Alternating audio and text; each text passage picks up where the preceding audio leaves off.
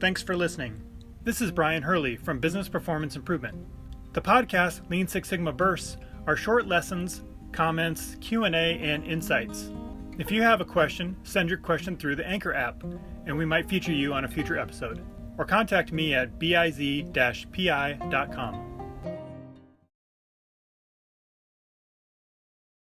In this episode, I wanted to talk about a question I received.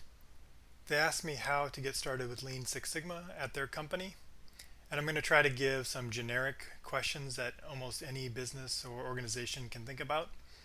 I came up with 10 questions. I think it'll give you a good starting point to think about your processes, your work, and how you can look for opportunities to apply Lean and Six Sigma or process improvement to that work.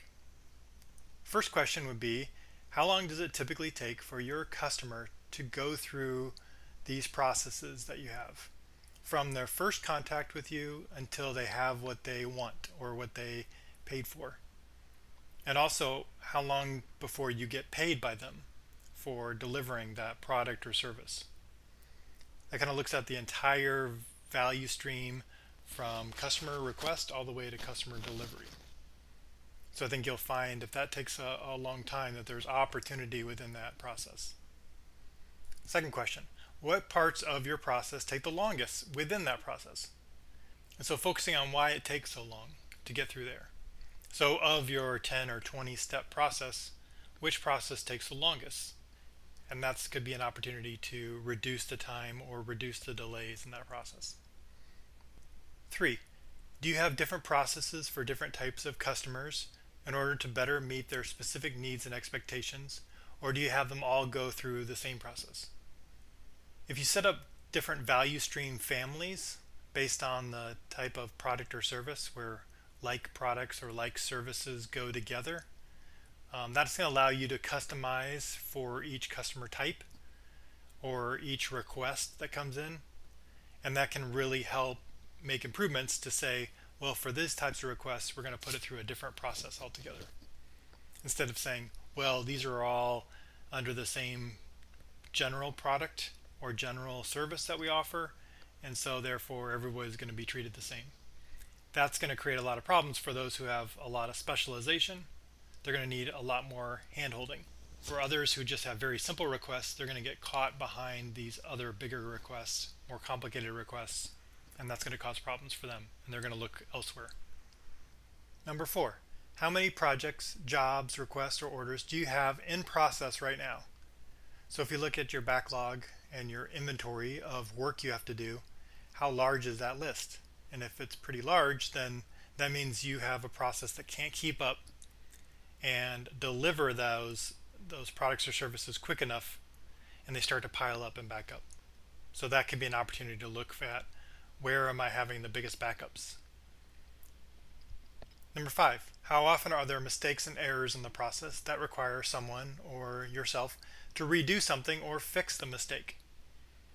So it looks at the quality of the process to see if there's rework and repair and redos that are taking up a lot of time, and that eats away at time you could be spending working on new requests, proactive activities, things like that. Number 6, what kind of negative feedback or complaints do you get from your customers? Does it take too long? Are they not sure what happens next? So they're asking a lot of questions. Is there information that's wrong or incorrect? So just look at what the feedback you're getting from your customers and try and tie that back to steps in your process that you can be working on. Number 7, what do your staff or employees, if you have employees, complain about or are frustrated with? Listening to their ideas and thoughts and frustration can focus attention on those issues. And if you can help them figure out a way to work around those or fix those issues, then they're going to be much happier. And just in general, are you helping employees implement the ideas that they do come up with? So don't be a gate for them to say, we're going to implement your idea or we're not. Instead, think about, how can I take their idea and help them implement their solution? So who do I need to connect them with? How do I get out of the way and facilitate them getting this thing improved?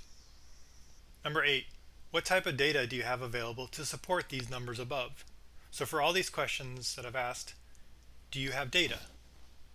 Because some people will say, oh yeah, we do well, or our processes are good, or we are having problems here. So in those cases, what does the data actually tell us? Is that true? Or is it our perception that it's a one way or the other? And do you measure this in a database that's easy to view and extract the data and run reports on? Or is it recorded manually somewhere? Maybe on a sheet of paper or on a notepad or on a whiteboard? Would you need to start collecting or go download the data to know what the real numbers are? So maybe it's being collected, you just don't have access to it or don't look at it very often. And if it's hard to measure the process, what about things like surveys or interviews and focus groups? So can you go to your customers physically if possible and see how they use your products or services and get their input and ideas right there? Number 9, are workers cross-trained and skilled at many different jobs to create better flow and to create backups for each position? One risk that a lot of businesses have is they have people who can do work that no one else can do. And when that person is gone on vacation or on holidays or maybe wants to retire someday, they don't feel like they have anyone there that can back them up, and they end up not taking that time off. So it's bad for the employee with that skill, and it's bad for the business to have that risk. But it's also bad for the customers when that person is gone, that they got to wait for this person to get back from vacation or get back from a day off or get back from their holiday or from their break. So that's something you want to look at. And finally, number 10, what is the positive and negative impacts on the local community and on the environment for your organization? Do you provide good paying jobs, or are some of your employees going off and getting financial aid from the government because they can't afford to have a living wage? Do you track and look at your environmental footprint? Are you polluting into the water? Are you putting a lot of stuff into the landfill? Are you using energy from non-clean sources? And do you have a sustainability report where you publish the things you're doing to be good citizens and be good representatives in the community and to attract people to come work at your organization? Those could be opportunities to look at things that you're getting negative publicity on, and maybe there's some opportunities to improve to get right with the local community. So once you've thought through some of these questions, then the next thing I suggested was to find a gap. And that's what we need to launch an improvement project, is to first define the problem. And that means I have to state a gap. So let's pick an example here. So let's say that you've got a problem where there's negative feedback from your customer and they're complaining about how long it takes to get something done. Then the thing we need to do is figure out, where are we at right now? How long does it take, and where does the customer want us to be? So if it takes 7 days to respond and they expect 2 days response, that's our gap. We got to close the gap from 7 days down to 2 days. And now we have a problem we can go off and work and rally a team around to go solve that and follow the DMAIC process or go through and do a Kaizen event around. So hopefully that gives you some ideas to think about for coming up with areas you'd like to improve upon. I didn't really talk about any improvement tools. I just wanted to focus on identifying the problems and seeing the opportunities of areas in your organization where you can then go in and improve upon.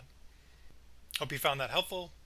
If you have questions, you can submit it through the Anchor app, and you can reach out through the website at biz-pi.com, or you can connect with me on LinkedIn at Brian Hurley, spelled B-R-I-O-N. Thanks.